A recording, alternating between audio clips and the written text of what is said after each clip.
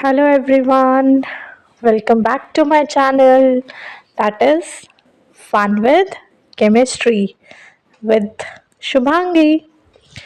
So, the topic I'm taking today is a very small, interesting, but important, that is basic strength of amines, that is from the chapter carbon compounds containing nitrogen. So let's start it. Basic strength. What is basic strength? Base, ठीक है। हम यहाँ पे base की value देख रहे हैं कि हमारा अमीन कैसा नेचर है, बेसिक नेचर है, तो कौन ज़्यादा होगा, कौन कम होगा। अब पहला क्वेश्चन आता है, what type of base. So amine is a Lewis base. What is Lewis base? The one which are lone pair donor, जो अपने लोन पेयर को डोनेट कर सकता है। तो आपको इस चैप्टर में बस यही देखना है दैट हमारा नाइट्रोजन कितने इजीली लोन पेयर डोनेट कर पा रहा है। अगर वो कर पा रहा है तो स्ट्रॉन्ग बेस होगा, और नहीं कर पा रहा है, रुकावट आ गई, तो फिर वीक बेस होगा। नाउ हमने यहाँ एक फर्स्ट इक्वेशन रखी है which explains the basic property of amine. वो क्या बताती है? बेसिक प्रॉपर्टी अमीन्स की बताती है। How it is basic? Because base का सीधा सीधा लिंक हम किससे करते हैं? OH नेगेटिव से। हम मानते हैं जो भी OH रिलीज करता है वो ही बेस होता है। सो हमारे पास क्या है यहाँ? वाटर। वाटर का मीन्स H पॉजिटिव है और OH नेगेटिव है। अब लोन पेयर नेगेटिव किसकी तरफ अट्रैक्ट होंगे? पॉजिटिव की तरफ। तो हमारा lone pair positive pay attack कर देता है। तो H पॉजिटिव पे अटैक करता है तो क्या बनाता है? RNH3 having positive charge. क्या बचा? OH बच गया ना, तो वो रिलीज हो जाता है। So this show that amines are basic. Now जितने ज्यादा बेस यानी OH आयन होंगे उतना स्ट्रॉन्ग बेस होगा। अगर मैं आपसे बोलूं कैसे डिनोट करें, कैलकुलेट कैसे करें, तो 11th में हमने देखा था dissociation constant that is Kb। जितनी ज्यादा OH आयन का अमाउंट होगा उतनी ज्यादा Kb की वैल्यू, उतना स्ट्रॉन्गर बेस होगा। Kb से उल्टा भी कुछ पढ़ा था, याद हो तो, दैट इज Pkb। क्या होता है Pkb? Minus log of Kb, right. तो ये Kb से क्या चलता था? उल्टा। तो अगर Kb हायर है तो Pkb क्या होना चाहिए? स्मॉलर, और उतना ही अच्छा हमारा बेस होगा। बट ये सब 11th की कॉन्सेप्ट्स है, 12th में बहुत ज़्यादा डिटेल में ये नहीं आता है। Now let's come to our topic. यहाँ से हमारा मेन टॉपिक स्टार्ट होता है, that is comparison of basic strength. अब हम किससे कंपेयर कर रहे हैं? सो फर्स्ट जो हम ले रहे हैं that is aliphatic amines and ammonia, right. इसको देख रहे हैं। सो एक तरफ मेरे अमोनिया है NH3, एक तरफ RNH2 है, दैट इज अमीन। दोनों में क्या मेन दिख रहा है आपको? नाइट्रोजन। नाइट्रोजन क्या कर सकता है? नाइट्रोजन अपने इलेक्ट्रॉन डोनेट कर सकता है। अगर हम देखें यहाँ पे नाइट्रोजन को कोई फोर्स नहीं मिल रही है ना, कोई उसको पुश नहीं कर रहा कि करो करो, तो वो अपना है, हाँ ठीक है मैं कर लूंगा, ये वाला कॉन्सेप्ट है। बट वहीं पे आप किसे देखो? अमोनिया को देखो, अमीन्स को देखो, यहाँ पे आपको क्या दिख रहा है? एक R, और R के बारे में हमने क्या सीखा है? इलेक्ट्रॉन डोनेटिंग, यानी ये अपने इलेक्ट्रॉन भी नाइट्रोजन को दे रहा है। तो ये पुश कर रहा है, ये उसको कह रहा है अरे तू हेल्प कर, मैं दे रहा हूं ना तुझे, मैं तो अपने इलेक्ट्रॉन तुझे दे रहा हूं, तू हेल्प कर तो दूसरे को दे, राइट। यानी यहाँ पे क्या हो रहा है? उसको एक पुश मिल रहा है। तो दोनों में से किसका बेसिक स्ट्रेंथ ज्यादा होगा? हमारे अमीन्स का। क्यों होगा? क्योंकि यहाँ पे क्या है? प्लस आई इफेक्ट है, और वो प्लस आई इफेक्ट क्या करता है? इलेक्ट्रॉन डोनेशन करता है। So this was the first comparison. अब इस चैप्टर का सबसे important part, that is between different amines. अभी तक हमने अमोनिया पढ़ लिया, ठीक है, अमीन्स से कंपैरिजन किया, बट अमीन्स भी तो डिफरेंट क्राइटेरिया के होते हैं। We have primary amine. क्या था प्राइमरी अमीन?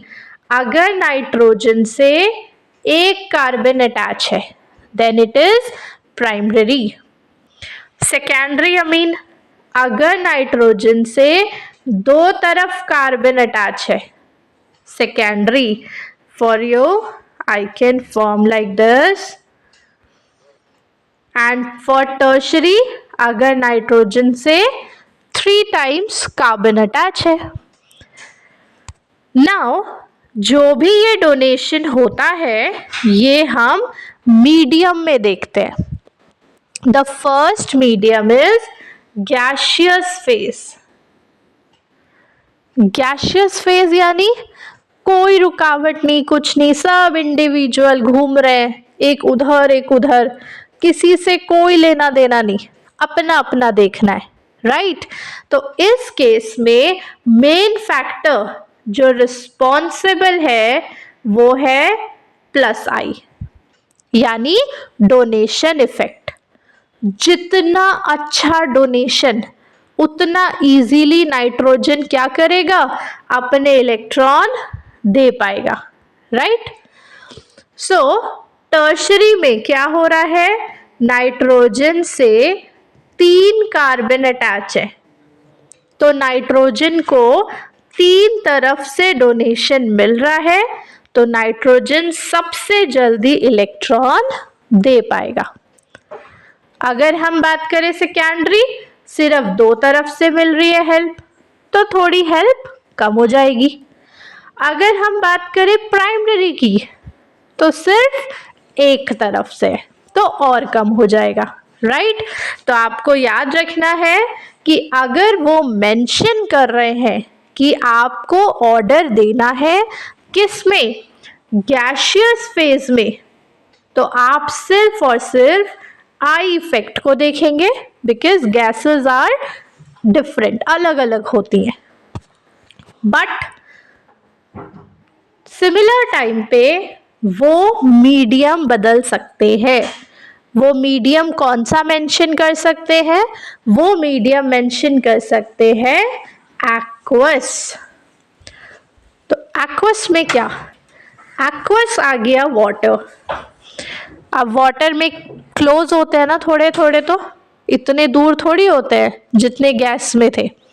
तो जब क्लोज हो गए तो एक दूसरे पे क्या करने लगेंगे, इफेक्ट डालने लगेंगे। तो यहाँ पर ऑर्डर चेंज हो जाता है। तो बोर्ड ये बहुत पूछता है आपसे, गैसियस का ऑर्डर या एक्वस का ऑर्डर। तो एक्वस में हम दो चीजों को लेके चलते हैं। First is steric. अभी मैंने बताया सॉल्यूशन में एक दूसरे से असर हो रहा है क्योंकि थोड़े पास पास है। तो जितना बड़ा हमारे ग्रुप हो जाएगा उतना ज्यादा नाइट्रोजन को क्या होगा, अनकंफर्टेबल सा होगा, है ना। जैसे आपके पास बहुत बड़े बड़े से कुछ बॉक्सेस दे दिया जाए तो आपको वो है ऐसा हो जाएगा ना, मुझसे कंट्रोल नहीं हो रहा है, छोड़ो, राइट। तो सेम चीज यहाँ हो जाएगी। तो इतना बड़े बड़े ग्रुप हो गए तो उसके लिए क्या है, स्टेरिक हिंड्रेंस। हिंड्रेंस मतलब उसके हाथ पैर नहीं चल पा रहे, जकड़ लिया है, इतने बड़े बड़े ग्रुप लगा दिए, तो वो उतना ही अनकंफर्टेबल हो गया। तो बेसिक स्ट्रेंथ क्या हो गई उसकी, कम। सो एक्वस में टर्शरी क्या हो गया, कम हो गया। दूसरा क्या आता है, दूसरा आता है सॉल्वेशन। सॉल्वेशन मतलब अब भाई लिक्विड लिया है ना आपने, लिक्विड लिया है तो लिक्विड भी तो अफेक्ट करेगा। तो आपको क्या कंपेयर करना है, बेसिक स्ट्रेंथ किस पे कंपेयर करनी है, लिक्विड में कंपेयर करनी है। तो यहाँ क्या होता है कि जो हमारा अमोनियम कैटायन है, कैटायन यानी जब वो अपने लोन पेयर दे देगा तो कौन सा चार्ज आएगा, पॉजिटिव, राइट। तो ये वाटर में अपने आप को स्टेबल करना चाहता है। और वो स्टेबल कैसे हो सकता है, वो स्टेबल हो सकता है जब वो एनर्जी रिलीज कर दे, है ना। हम क्या बोलते हैं, हम बहुत थके हुए हैं, यानी हम बहुत काम कर रहे हैं, और जैसे ही रेस्ट करते सारी थकान दूर, राइट। सेम यहाँ है, जब एटम्स रिएक्टिव होता है तो वो एनर्जेटिक होता है, और जैसे ही स्टेबल होने लगता है, शांत होने लगता है, एनर्जी रिलीज कर देता है, right. So that energy is hydration energy. तो जितने ज्यादा हाइड्रोजन बॉन्ड उतना ज्यादा एनर्जी रिलीज करेगा, उतना ही स्टेबल होगा। तो अब आपको क्या ध्यान देना है कि अगर एक्वस आ जाए तो ऑर्डर क्या हो जाता है, secondary, then tertiary, then primary. क्यों, क्योंकि टर्शरी में तो हाइड्रोजन बॉन्ड है ही नहीं, कहाँ से बनेगा हाइड्रोजन बॉन्ड, इस वजह से सेकेंडरी आगे आ जाता है। तो प्लीज ये चीज ध्यान रखनी है, अगर गैसियस है तो tertiary, then secondary, then primary, but aqueous है तो चेंज। क्यों है, मैं दोनों फैक्टर्स बता चुकी हूं। चलिए आगे बढ़ते हैं। नाउ हमारे पास एरोमेटिक कैसे पीछे रह सकता है ना। एलिफेटिक डिस्कस किया है तो एरोमेटिक तो आएगा। सो एरोमेटिक्स आर लेस बेसिक, हमेशा कम होते हैं। अब इसका रीजन आता है, बहुत पूछा जाता है ये क्वेश्चन भी कि वो बेसिक कम क्यों है। तो उसका रीजन क्या है, रेजोनेंस। जो नाइट्रोजन के लोन पेयर हैं ये नाइट्रोजन पे अवेलेबल है ही नहीं, ये तो कहाँ चले गए, रेजोनेंस में चले गए। अब रेजोनेंस में चले गए तो नाइट्रोजन क्या देगा, किसे देगा, दे ही नहीं सकता, राइट। तो वो कहाँ यूज्ड हो गए, रेजोनेंस में। तो अमीन्स जो कि एरोमेटिक होंगे वो हमेशा कम बेसिक होंगे। अब अगर हम बात करें इफेक्ट, मैं बेंजीन की क्या डोनेशन प्रॉपर्टी बढ़ा या कम कर सकती हूँ? हाँ, किससे?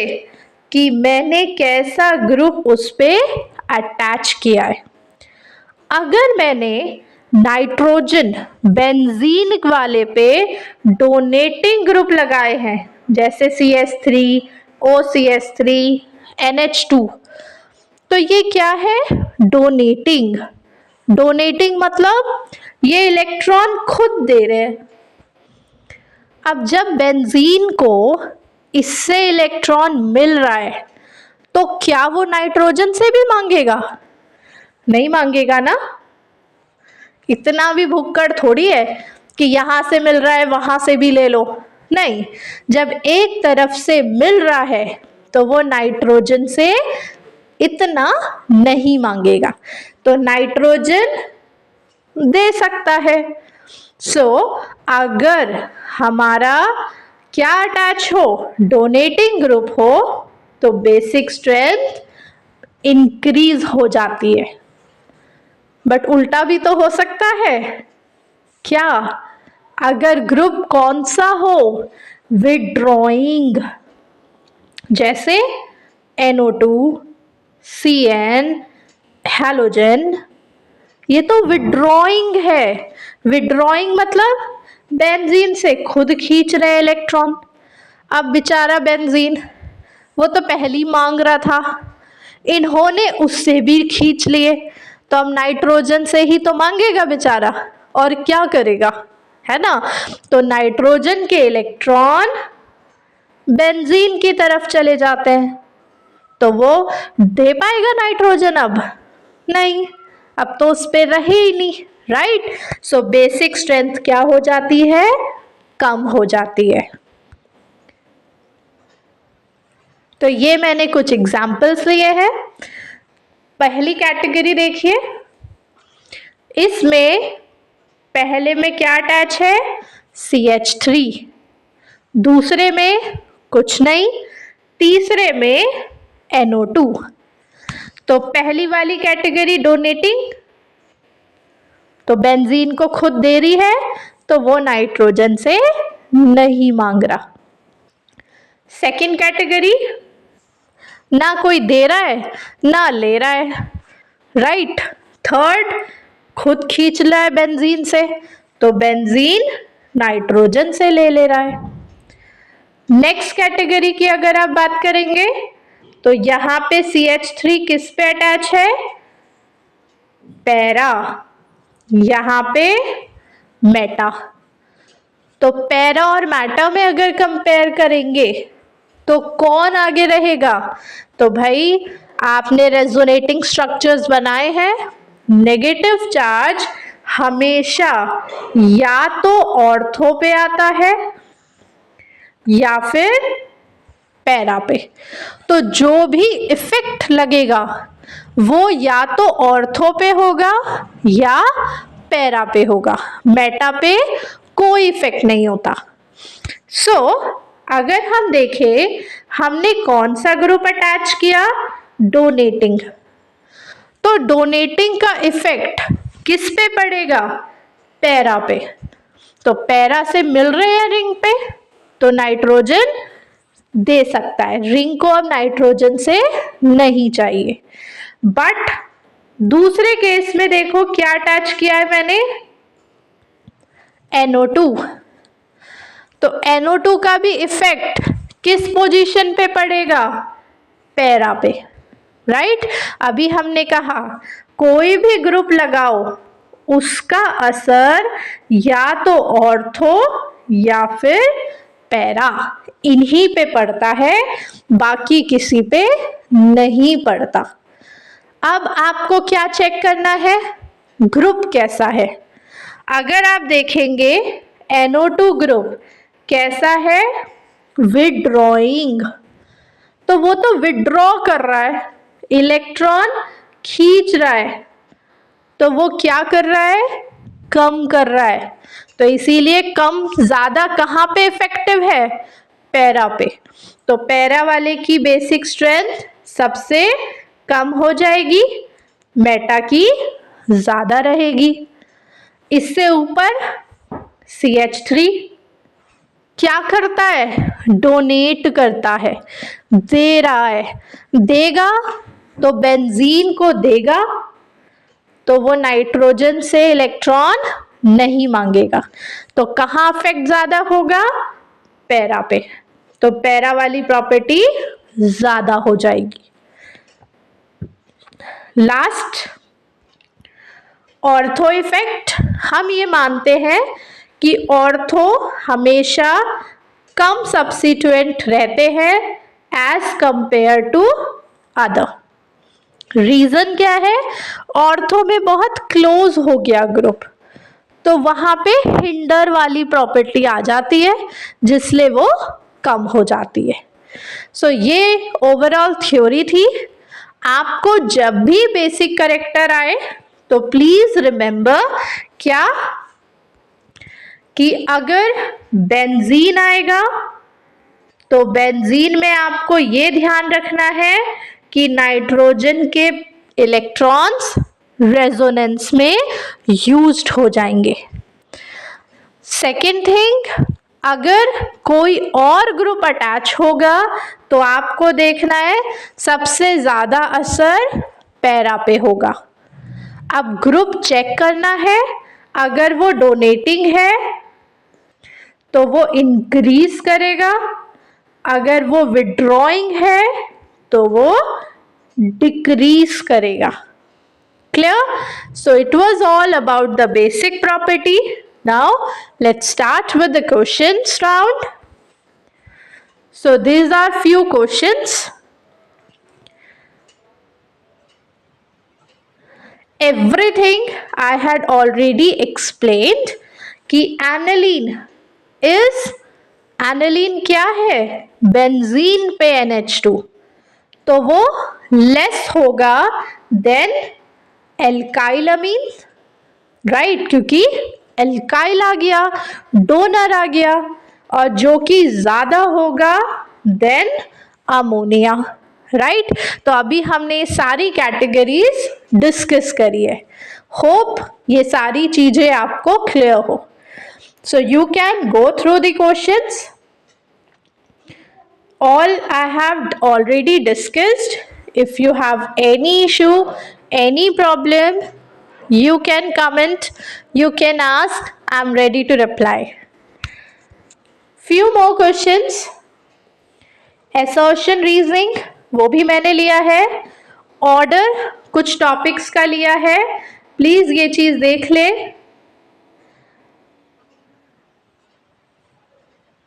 अगर हमारे लोन पेयर रेजोनेंस में यूज होंगे तो उनकी अवेलेबिलिटी कम हो जाती है, राइट। सेम देखो यहाँ पर भी रेजोनेंस है, तो जहां रेजोनेंस वहां बेसिक कैरेक्टर कम हो जाता है। तो ये आपके कुछ क्वेश्चंस हैं जो मैंने लिए हैं। You can take screenshot and then you can solve them. इसमें से कुछ लास्ट ईयर में भी आए हैं।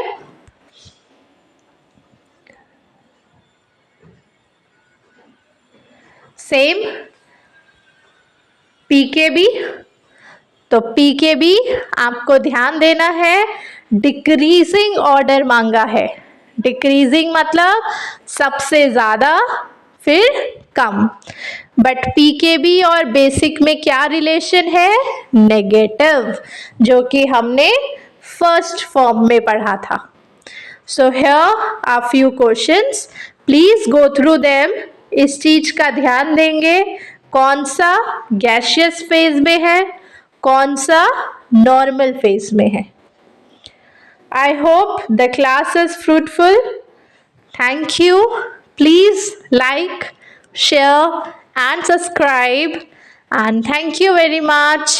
We'll meet in the next class with a new topic. Till then, bye-bye.